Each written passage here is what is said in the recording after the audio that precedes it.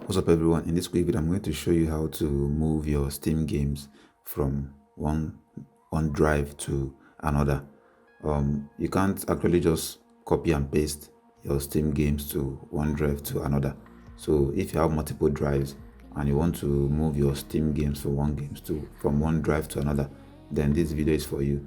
Steam actually rebranded their UI and everything changed. So I had to delete my previous video on how to move Steam games from one drive to another. So in this video, I'm going to make everything very quickly for you. Things first, you have to add some drives to your Steam settings. You go to Steam and go to settings. You have to scroll down, go to storage, and here you're going to see the multiple drives you have. This is my NVMe SSD and this one is my HDD. I have already added my HDD. If you have more drives you want to add, you click on the plus icon and it's going to give you an option to add more drives. So here, this is my external hard drive. So for example, if you want to add more drives, you just select the drive that you want and click on add. That's how you do it. So now you're going to see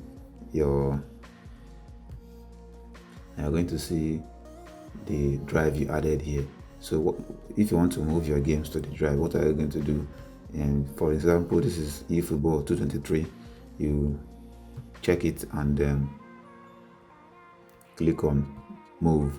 It's going to ask you which drive you want to move your games.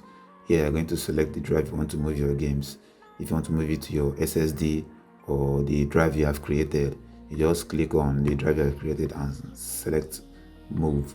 I'm not going to do that because this game is huge and it's going to make this video very long, but at least you get the idea of how it is done. When you click on move, it's going to move your games to the preferred drives you want.